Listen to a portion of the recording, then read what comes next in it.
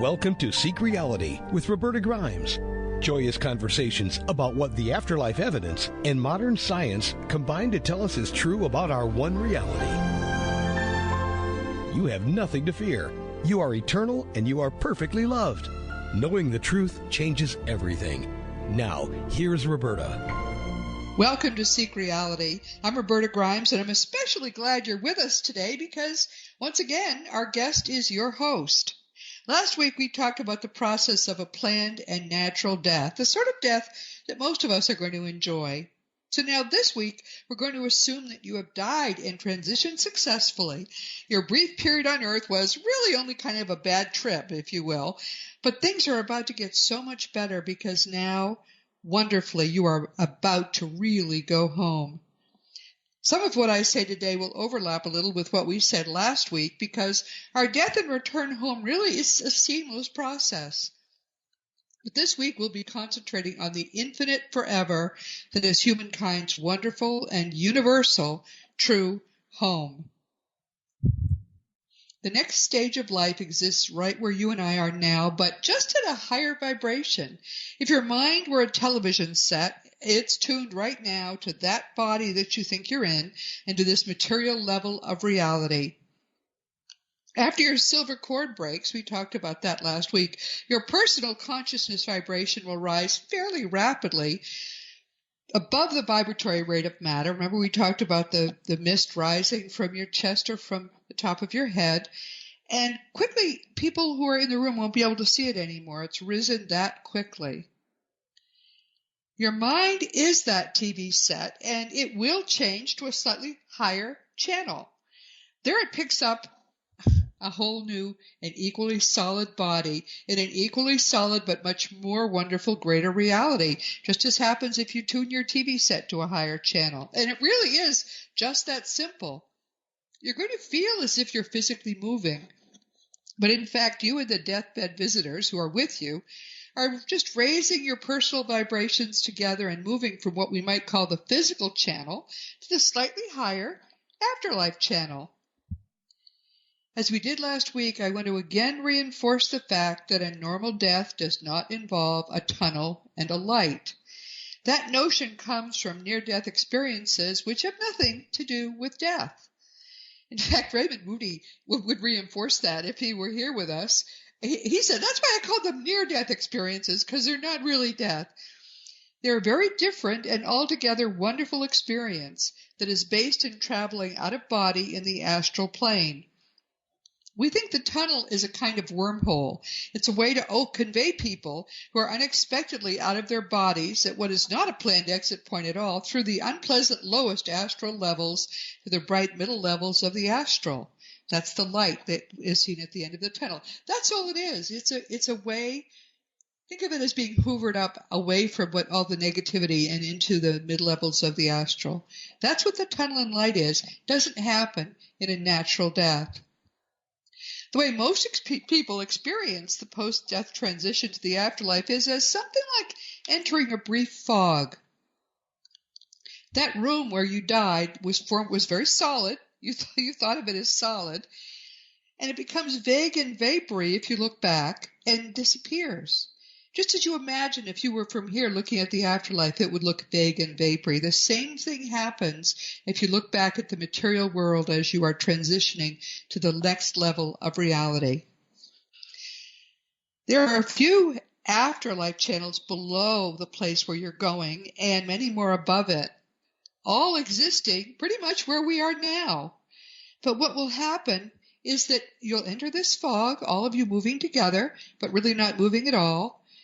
And as that room becomes more and more vague, in front of you will open, as the fog clears, a whole beautiful new solid reality right in the same place. Nearly all of us, or perhaps even all of us, enter, if a normal death, enter at what's called the third level. We'll talk in a minute about what those levels are. But levels 3, 4, and 5 are what we call the Summerland. They're beautiful, gorgeous. They are very Earth-like, and they're just as solid as where you are now. They're beautiful.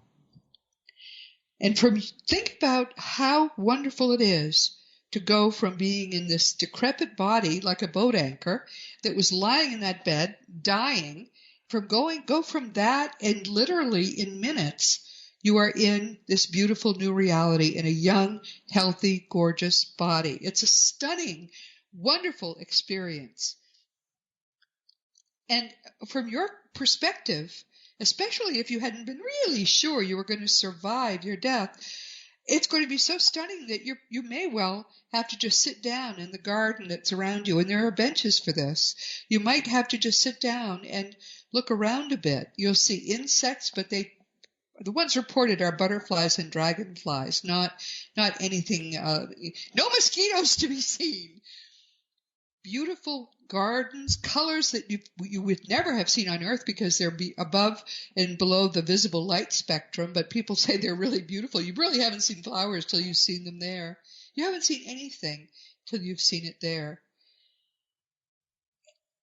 Love is the very air you breathe, and we do breathe there, and there is energy in the love that we breathe in and out there. The light is intensely white, and it casts no shadow. The light is love as well. People are stunned by this experience. You can't, I mean, the more you look around, the more you'll be thrilled to be there. You really are in heaven now. And death is meant to be just that easy and just that wonderful. We talked last week about the fact that close to a quarter of those who die on Earth will go off track for a time. So I urge you very strongly to just familiarize yourself with what could go wrong at death. We talked about it last week, and learn how to avoid those dangers. It's really easy to do that. Just convince yourself that your mind is eternal. Know that death is meant to be fun, and then trust and follow your deathbed visitors, because what they're trying to do is save you basically from going off track. They're your best friends. In fact, you'll recognize that. They'll be people that you love and trust. So just go with them. You're going to find that if you do that, it is just so easy to die. Before you even were born, your death was planned to be easy and joyous, and it's, we know, a return to your genuine eternal life.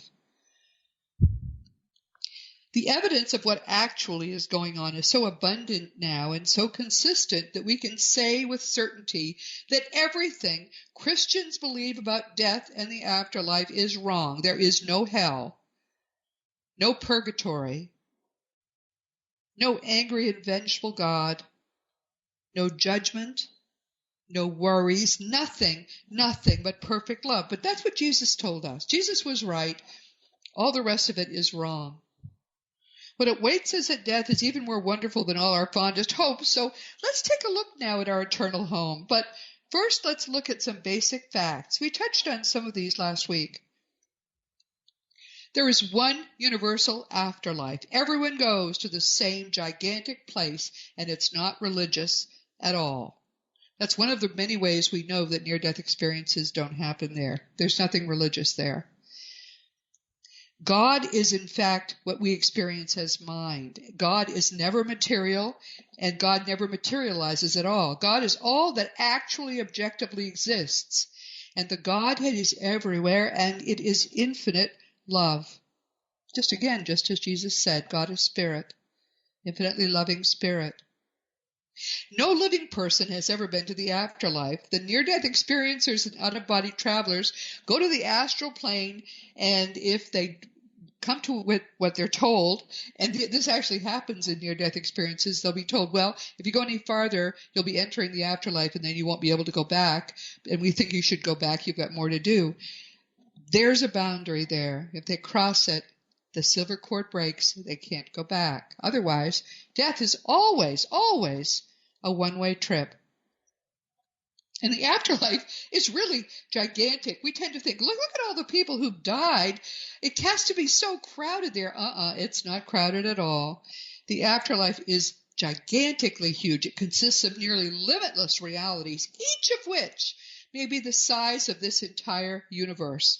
And of course, the astral plane, of which the afterlife is, believe it or not, just a tiny part, is many times bigger than that. It just boggles your mind to even imagine how much there is that's beyond the universe.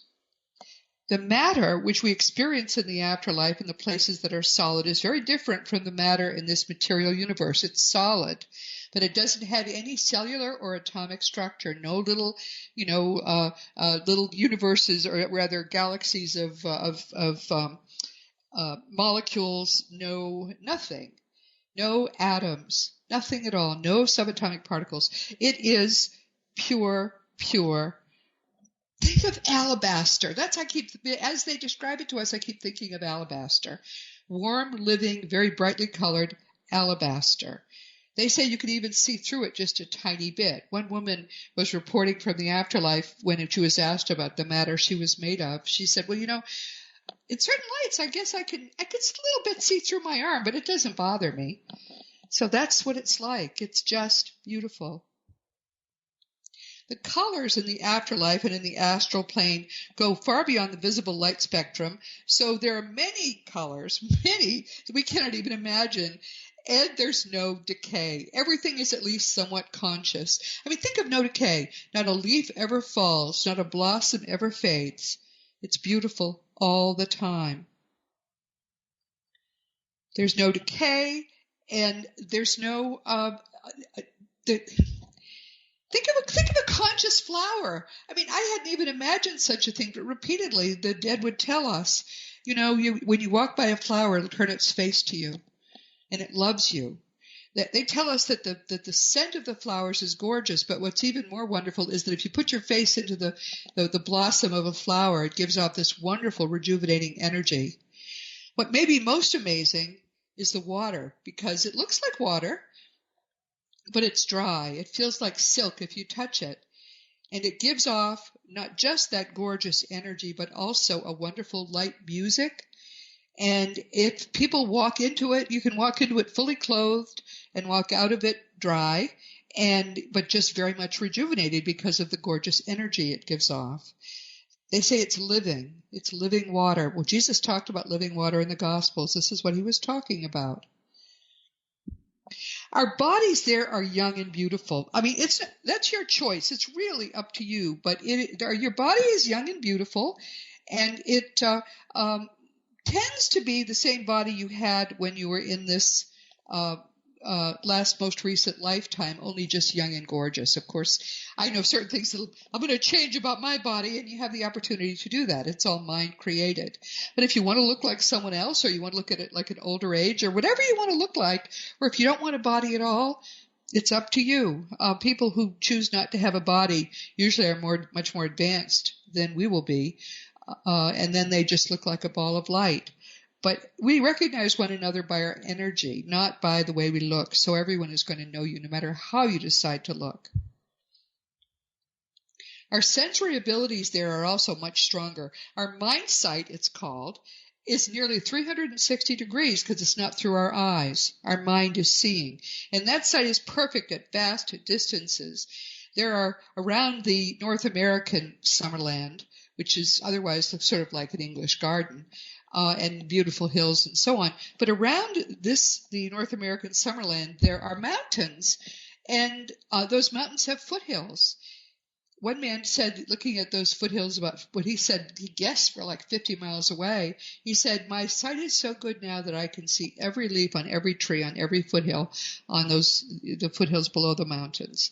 So that's what it's like to be there. You can see far better than you can hear. You can hear far better than you can as well. In fact, they tell us we have never heard music until we've heard it there. Think about how our hearing comes into our bodies. There's, as you know, a bunch of little bones in our ears that conduct the sound. Well, there, it's your mind that's hearing, and it's crystal clear and beautiful.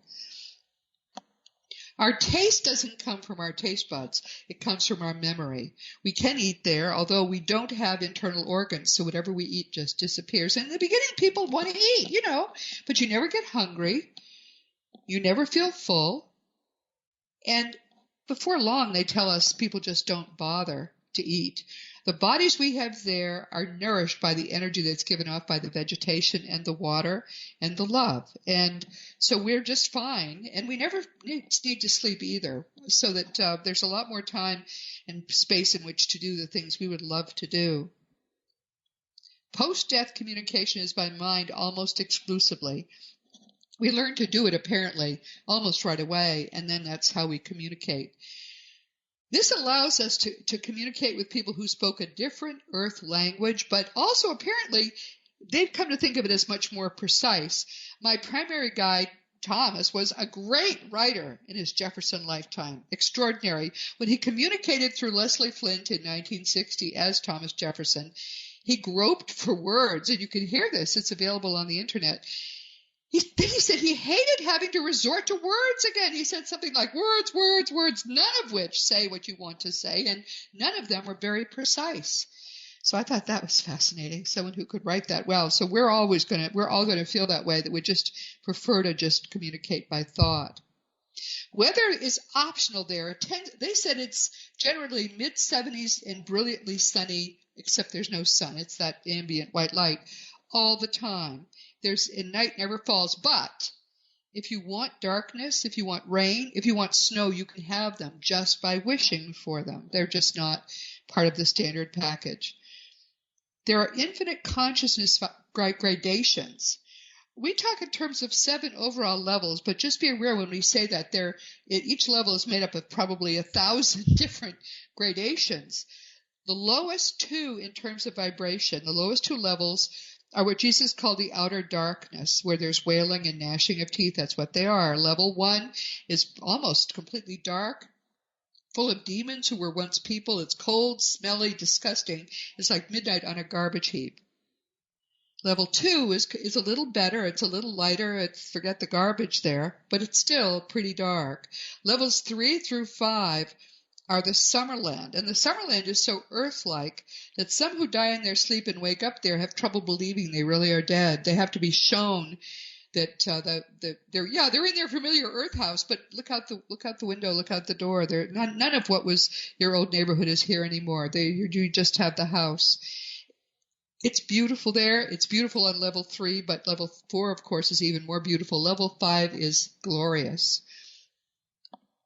Above level 5 comes the causal or source level, which is what we always have called level 6. That's the place where people who have stopped incarnating are being further perfected so they can join the Godhead at level 7. Now, they're very active, these people. They're active on Earth. They're active in the Summerland teaching and helping people. They're very, very powerful beings. And frankly, I come to think that by the descriptions of the people who are not dead, in fact, are more alive than they ever were, but are in the afterlife and frustrated that they can't go to level 6, and they see these people walking around and wearing clothing that designates how advanced they are, they start saying they want to do that too, and that's what makes you want to come back. The Summerland is so beautiful that you can't be blamed if you decide that you really want to stay there for a while, and some people apparently will want to stay there for a long while. That's okay, because of course there's no time there, and we'll talk about that in a minute too. The Summerland is very culturally specific. If you die in China and it's not a planned death, your Summerland view will be of pagodas and, cultural things. All you have to do is say, hey, wait a minute, and your loved ones will immediately come and get you and take you to your own Summerland. The U.S. and the U.K. Summerlands are very, very similar. The main difference being that the U.S. Summerland does have the Rocky Mountains sort of bordering it, and the U.K. Summerland seems to be much more concentrated on, beautiful buildings and pagodas, and not pagodas in the Chinese sense, but in the decorative sense, just lovely stone monuments and things in their Summerland, in the gardens. They don't have mountains, but otherwise they're very, very similar. When you first get there, you'll notice people dress however they like. Many people will be wearing contemporary clothing.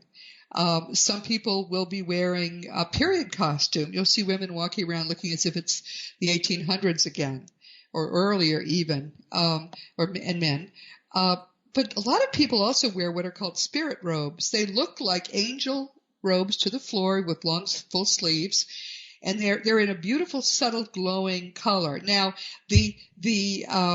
ones that more advanced people wear are color specific to their level of advancement, which is how you can easily tell, who's very advanced. And as I say, we want to go higher. You could easily go lower than your own vibration, spiritual vibration allows, but it's almost unbearable to go higher. People who have tried to do it without the help of someone who is very advanced say that it feels like the energy is battering them. Imagine if you're, out in 150 degree wind. That's how it feels. They just can't be there, which is why we come back to Earth to try to raise our vibration more, so we'll be comfortable going to the 4th and then the 5th level.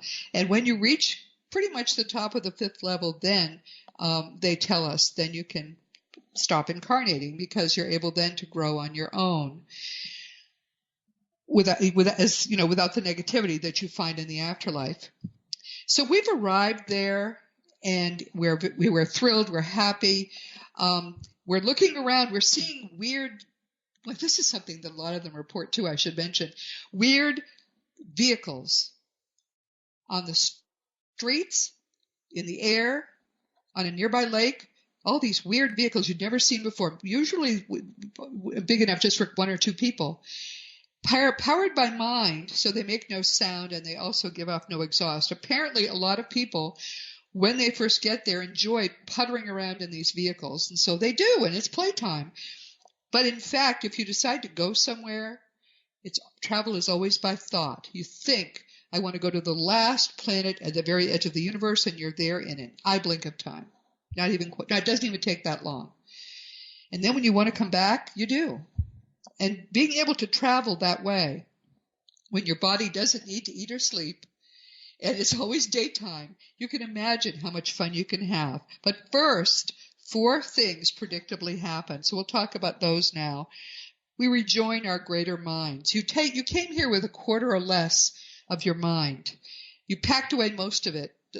Mikey Morgan says literally you packed away in a suitcase, but I'm sure that's a metaphor. You just leave it behind. But even before you quite get to the Summerland, it seems that suddenly you're brilliant.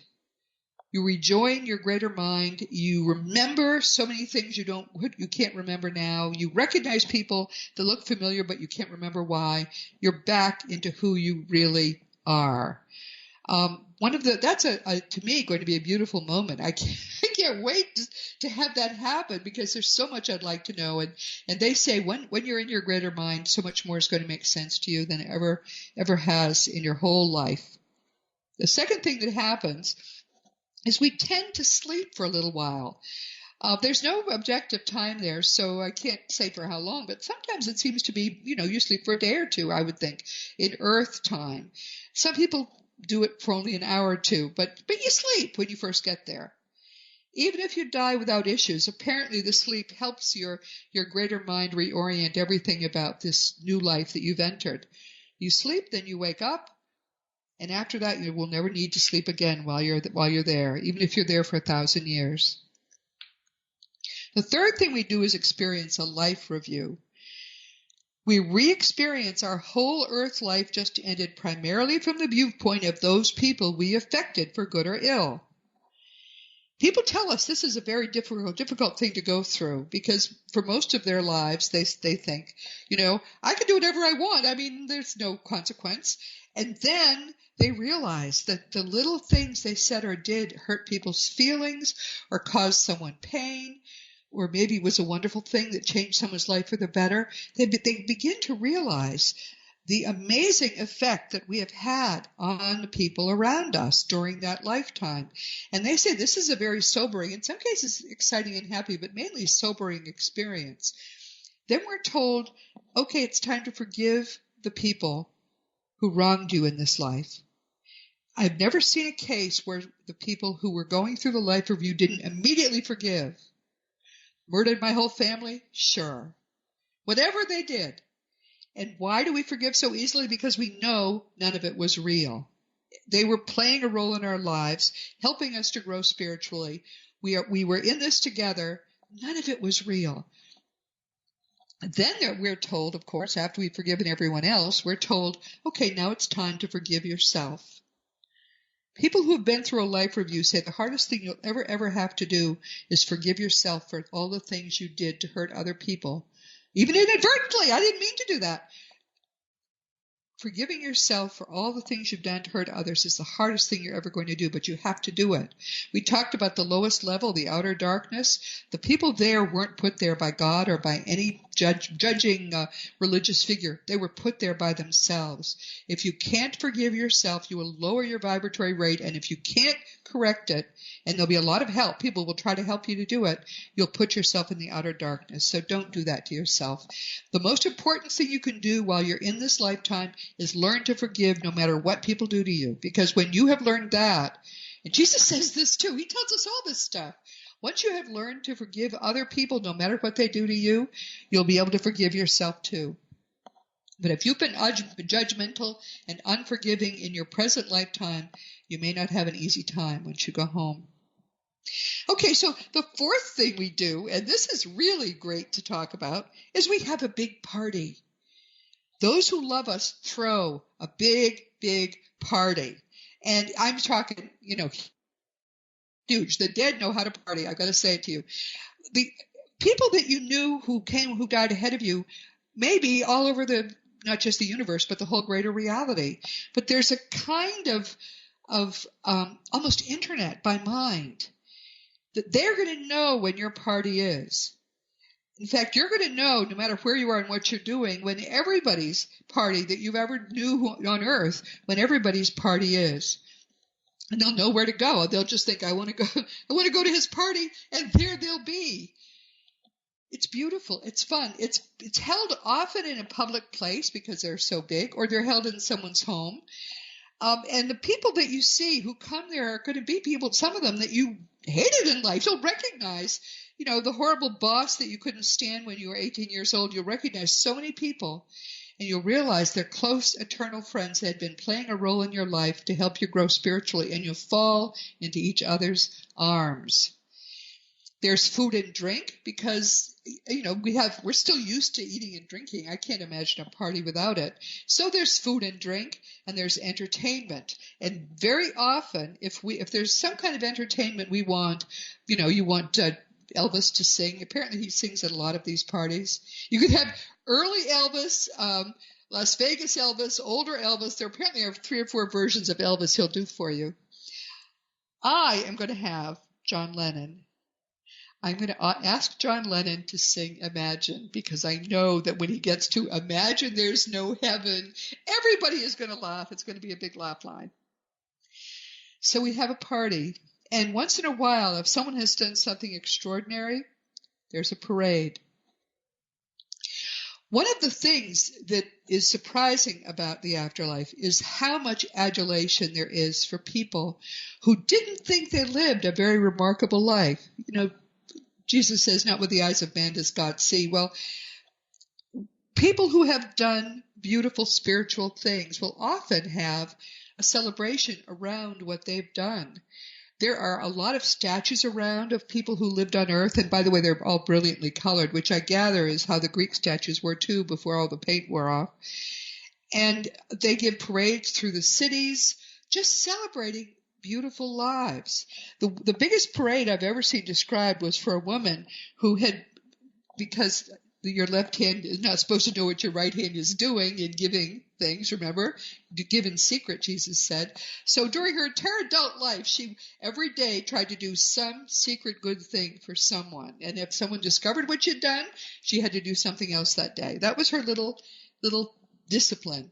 And she was astounded to get to the afterlife and be feted. Everybody loved her. Huge parade. Just because she had done that beautiful little thing every day. So you wouldn't have known who she was if you knew her on Earth, but she's a big shot there. After all of these preliminaries, there begins what is really an infinity of time in which we can do an infinity of things. It turns out to be an infinity of time because, for the most part, there's no subjective time there. For well after we die, we remain synced with Earth time in order to better communicate with our loved ones here. I mean, you need to know whether it's day or night, what they're up to. But before long, we pretty much cut loose from Earth time for most of the time. We don't keep a real objective sense of time there at all. We could travel the length and breadth of all reality in a heartbeat of time, and we have a lot of things we want to do and learn and catch up on and see people we haven't seen in several lifetimes and just have fun. This is truly playtime like you've never seen playtime, and there's no end to it.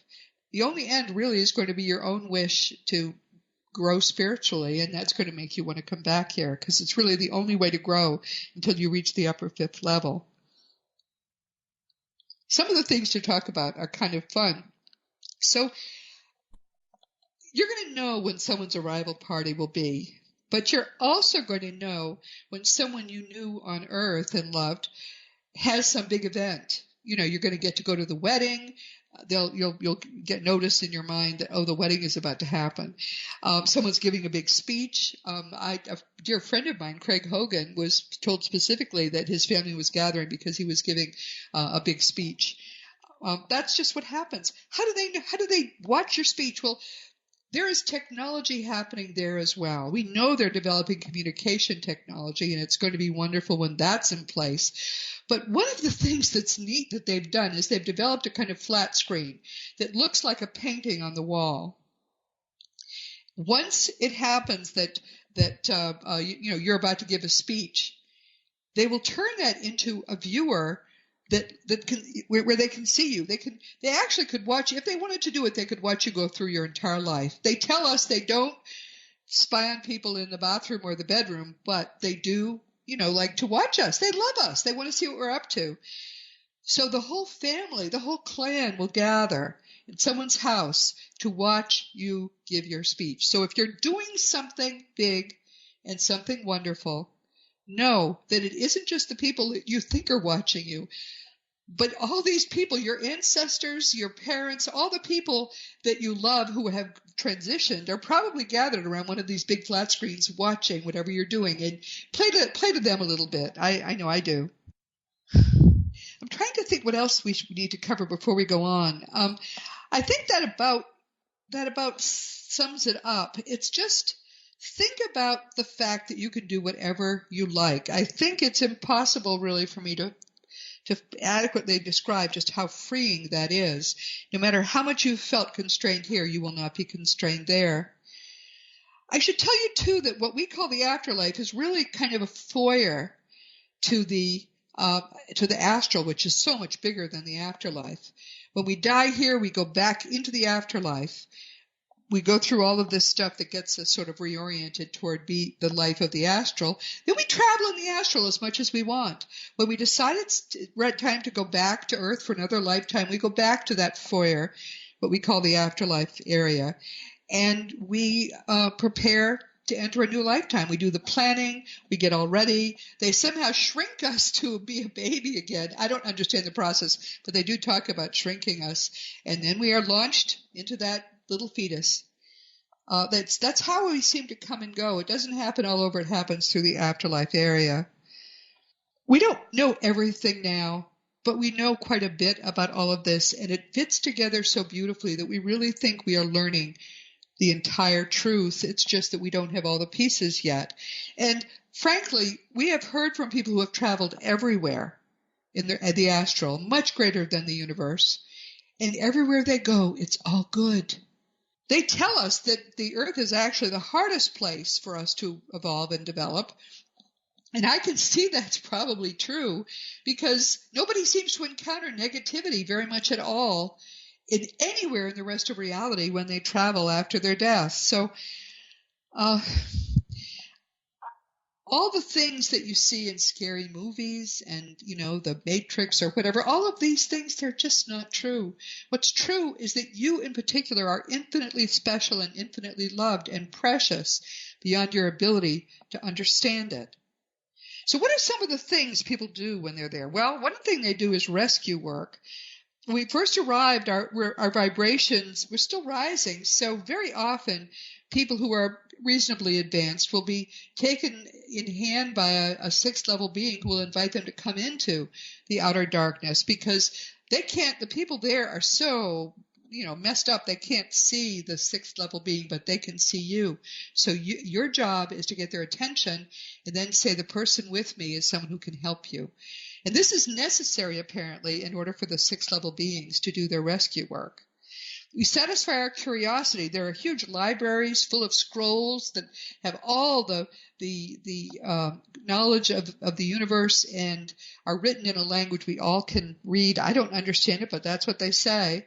We can experience all our other lifetimes in a library that's around that, designed around that.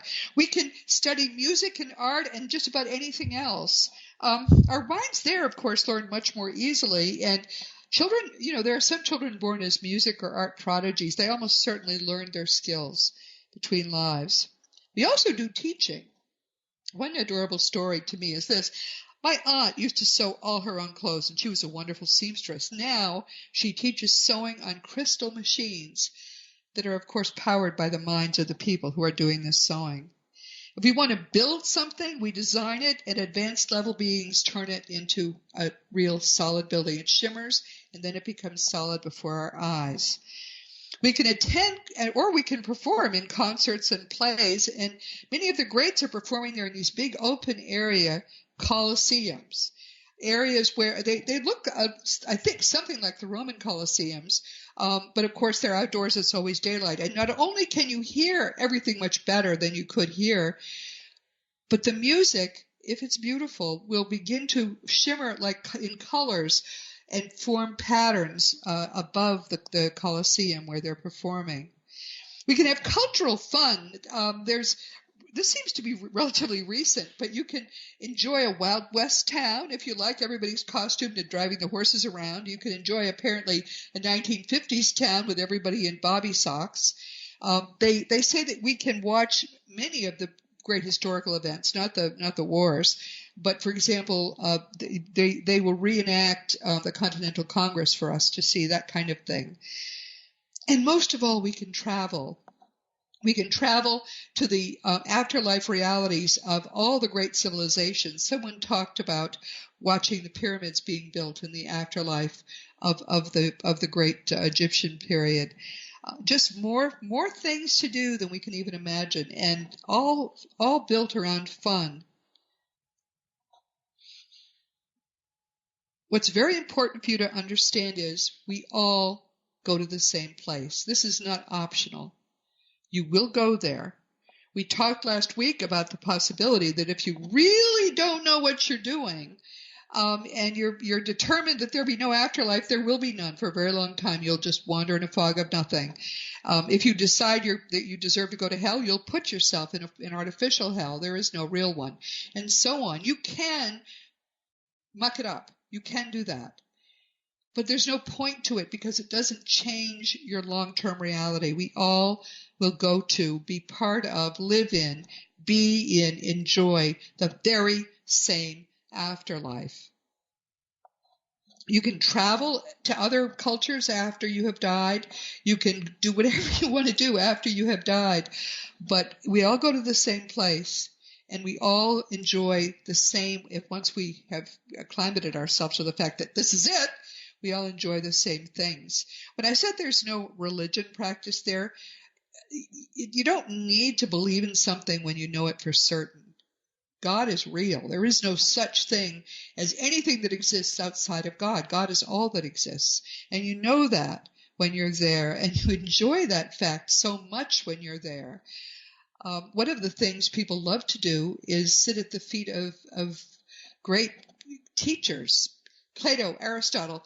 My guide Thomas loves to watch these people debate. He seems not to take part himself, but he enjoys watching them debate things that are happening on earth. You want to sit at the feet of Jesus, you can do it. Jesus seems to be everywhere in the afterlife. He's not a religious figure. He didn't mean to be a religious figure even now. He came to help us grow beyond superstitions, which are what religions actually are, and instead learn the truth. You shall know the truth, and the truth will make you free, he said. But he's there teaching everywhere, and he especially enjoys the children's villages. I talked a little bit about this last week, but small children who die and they don't know anybody who's in the afterlife, and infants that are aborted or that are miscarried, all these little children grow up in the afterlife. It takes, they say, roughly a few Earth years, but it's really up to the person. We were shrunk to be an infant or to be a fetus, and so we grow back into the young adult stage, which is what the normal stage is for people there at our own time. But we do this in a beautiful separate area where the people are the best and most loving caretakers you can imagine. I remember reading one fellow who he was being interviewed and had an especially hard life apparently when he was here, and he was talking to his family. This was 100+ years ago, and he said, what he really wishes was that he had been able to die as a very young child, because the people he knew who were now young adults and had died on Earth or been aborted or been miscarried were so much happier. They had such beautiful, beautiful lives there, which I thought was an interesting, kind of take on it. Most of us think we would like to live on Earth, but this fellow had an especially hard life, and he would have just as soon, in retrospect, have gone right home. But just know that if you've lost a child, or if you've lost, if you've miscarried a child, those children are there waiting for you. If you've had an abortion or 2 or 3 or however many, those young adults will be there waiting for you, and they'll call you mom. How you're going to feel about that is up to you, but just be aware that's what's going to happen. They've been following you and loving you your whole life. Another thing people ask me about very often is what happens with our pets. Every animal you ever have loved is waiting there for you now, young and healthy and happy, and they usually are, and sometimes people we love will care for our pets, but usually they're in a separate place where they can play outdoors in groups and stuff. And because there's no time there, and especially for those dogs and cats and horses, for me it's a horse, there is no time. So it'll seem to them they've just died, and you may have been a child at the time, and you get there when you're 90 years old, they'll think that you just arrived right after they did. So be at ease about your beloved pets. They're all fine, and they're waiting for you, and you'll be able to have them with you and do with them whatever you'd like. Now, some people have had so many pets that they have surplus to lend out, and so that's what I'm counting on. We haven't had many in our lives because we were always too busy. So I look forward to having dogs and cats in a place where you don't have to walk them, feed them, or clean a litter box. That's something I look forward to very much. It's very important to always remember that the more you grow spiritually on Earth, the higher you'll be vibrating, and the higher you'll be able to go in the afterlife. That's an inviolate rule. You can't really go higher than your own personal vibratory rate. But if you work some, and it's not that hard to work at growing spiritually here, it's a matter more of doing the right things and making them a habit than it is of really struggling. It's really, I think, fairly easy to do. But the more you do it, the more fun you're going to be able to have in the greater life that you'll return to at death. And that's why no matter how much fun you may be having exploring and playing in the infinitely timeless realities that you're going to be able to access, from level 3 or level 4, until you get to the top of level 5, you won't be able to do any more growing. So before long, you will decide with a few friends, maybe we ought to try it again. I have to work on this. You say you have to work on that. How can we put it together and make a life plan? And you get the people who are going to be your guides. You all get together. I think of us around a gigantic table with the plans all spread out beneath a tree. And what you'll do is plan another lifetime. Come back here, go through the whole process.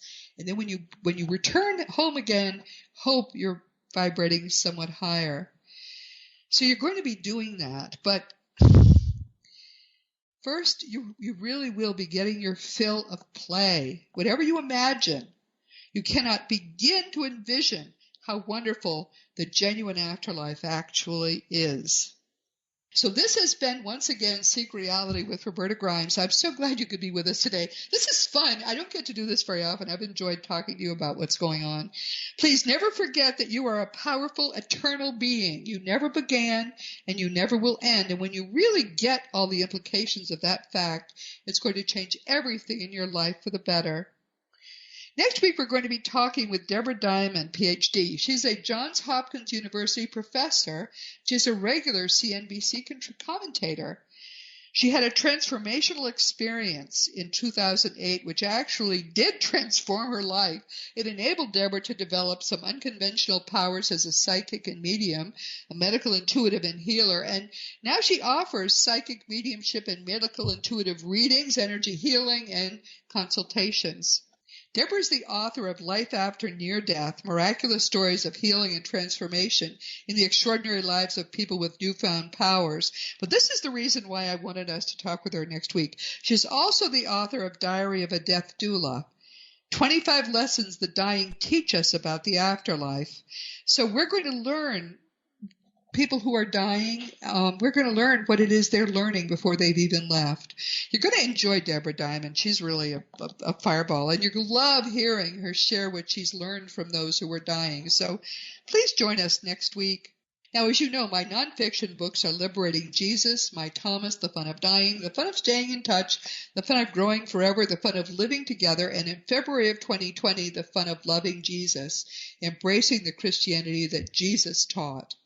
For young children, there's the fun of meeting Jesus, and next year, the fun of growing with Jesus. I just have to get around to finishing it. The illustrations are done. You can order all of these books through bookstores or on Amazon.com. And, of course, the adult books are also available as audiobooks. If you ever want to talk about any of my books, or if you want to talk about anything at all, you can always contact me through the contact block on robertagrimes.com.